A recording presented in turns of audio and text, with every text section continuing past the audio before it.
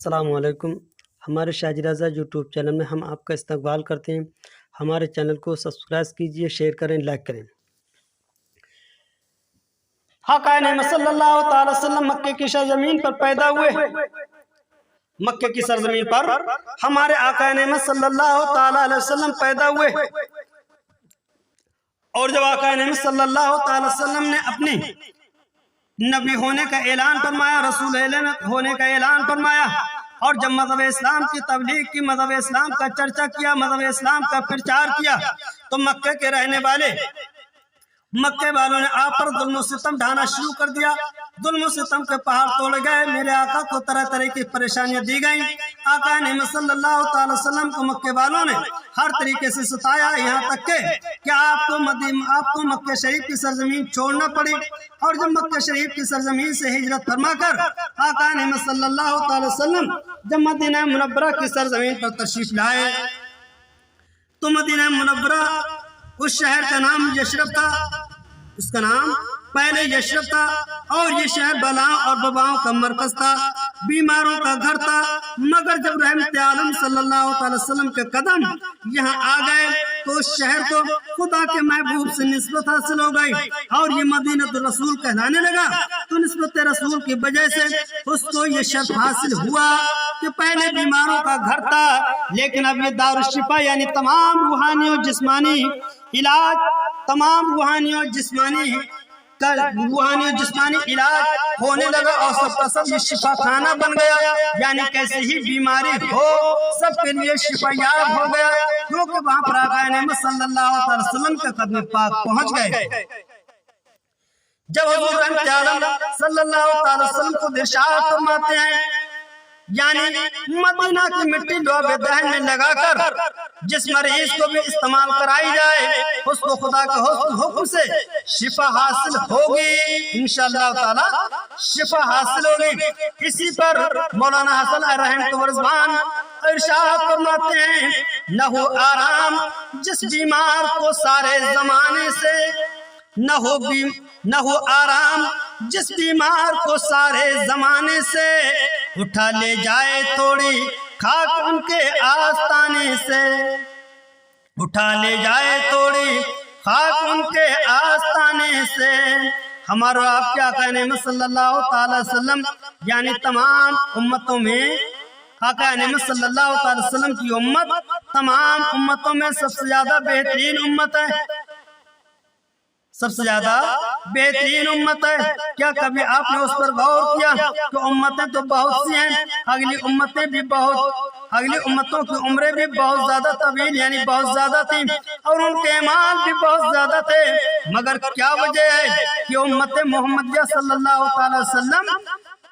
سب سے کم عمر ہے، سب سے کم ان کی عمریں ہیں، اور سب سے کم اعمال صالحہ بھی بہت کم ہیں۔ پھر بھی قرآن مجید میں اللہ رب العزت ارشاد فرماتا ہے، کنتم خیر امۃ اخرجت للناس تأمرون بالمعروف وتنہون عن المنکر، یعنی اے میرے حبیب کی امت، یعنی اے میرے محبوب کی امت، تم تمام امتوں میں سے سب سے بہترین ہو جو لوگوں کے لیے ظاہر ہوئی۔ تم انسانوں کو اچھی باتوں کا حکم دیتے ہو اور بری باتوں سے منع کرتے ہو۔ اس امت کے آقا نعمت صلی اللہ تعالی وسلم یعنی بہترین امت اس لیے ہے کہ آقا نعمت صلی اللہ تعالی علیہ وسلم ہمارے آقا ہیں، آقا نعمت صلی اللہ تعالی وسلم امت میں ہیں، اس کے سوا کوئی اور وجہ نہیں ہے۔ اس امت کو خدا کے پیارے ہم غریبوں کے سہارے جناب محمد الرسول اللہ صلی اللہ تعالی وسلم سے نسبت حاصل ہو گئی ہے، اور اللہ کے پیارے تو پیارے ہوتے ہی ہیں، اس میں کیا شک ہے، مگر اللہ کے پیاروں سے نسبت رکھنے والے بھی اللہ کے پیارے ہو جاتے ہیں۔ تو اللہ رب العزت اپنے محبوب سے بہت پیار فرماتا ہے، اسی لیے اپنے محبوب کی امت سے بھی پیار کرتا ہے جناب، اور کوئی وجہ نہیں ہے۔ ہمارے آقا نعمت صلی اللہ تعالی وسلم خدا کے نزدیک بہت پیارے ہیں، اور خدا کے محبوب بھی ہیں، اور رحمت للعالمین بھی ہیں، اور خاتم النبیین بھی ہیں، اسی لیے ہمیں نسبت اپنے آقا سے ہے، تو آقا کی نسبت یہاں تک کہ کام آئی کہ جب آقا اللہ رب العزت کے نزدیک بہت پیارے ہیں تو اب آقا نعمت صلی اللہ تعالی وسلم کی امت بھی اللہ رب العزت کے نزدیک بہت پیاری ہے۔ سمجھا؟ آپ غور کیجئے کہ جب مکہ مکرمہ کو حضور صلی اللہ تعالی وسلم سے نسبت حاصل ہو گئی، جب مکہ مکرمہ کو حضور صلی اللہ تعالی وسلم سے نسبت حاصل ہو گئی تو اس کی عزت و عظمت میں ایسے چار چاند لگ گیا کہ خدا بندہ تعالیٰ نے اس کی قسم فرمائی۔ جب رمل یعنی کعبہ کا طواف میں اکڑ اکڑ کر چلنے کو حبیب خدا کی نسبت حاصل ہو گئی، مکہ مکرمہ کو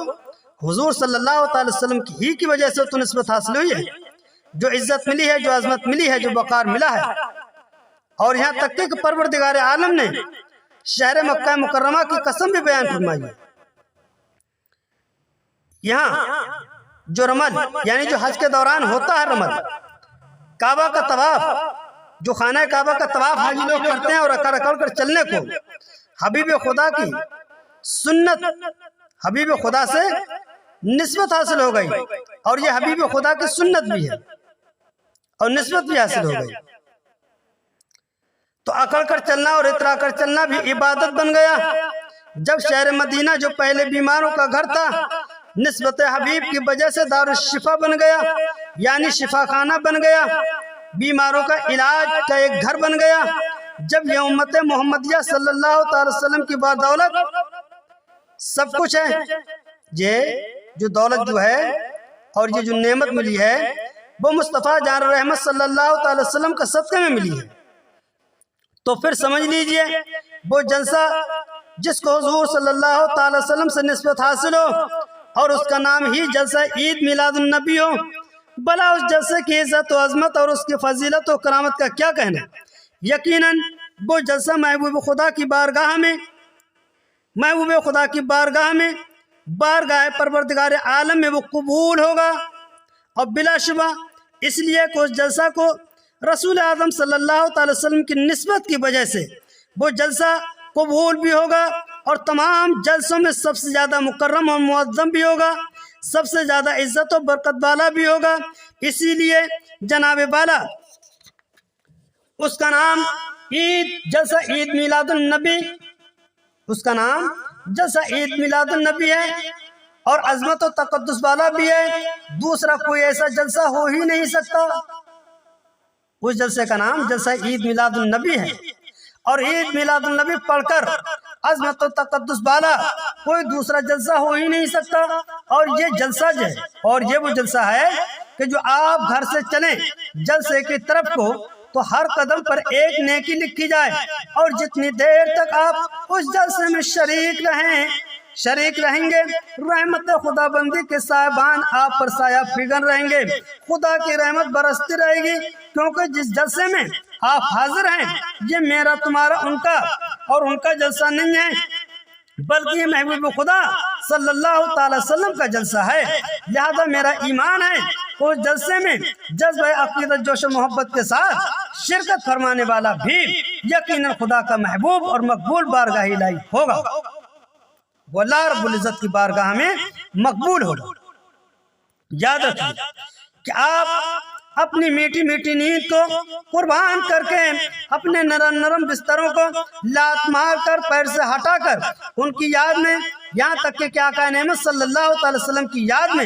جاگ رہے ہیں، جنہوں نے سینکڑوں راتیں ہماری اور تمہاری یاد میں جاگ کر کاٹی ہیں۔ کیا آپ کو معلوم نہیں ہے کہ وہ رحمت عالم صلی اللہ تعالی وسلم ساری رات جاگ کر اپنی امت کے لیے مغفرت کی دعائیں مانگتے تھے، اور امت کی یاد میں اتنا روتے تھے اور اس قدر جاگتے تھے کہ خدا کی خدائی مصطفیٰ کی مصطفیٰ پر پیار آ گیا، خدا کی خدائی کو اور مصطفیٰ کی مصطفیٰ پر پیار آ گیا۔ اور اللہ رب العزت نے قرآن مجید میں ارشاد فرمایا، یا ایھا المزمل قم اللیل الا قلیلا، یا ایھا المزمل قم اللیل الا قلیلا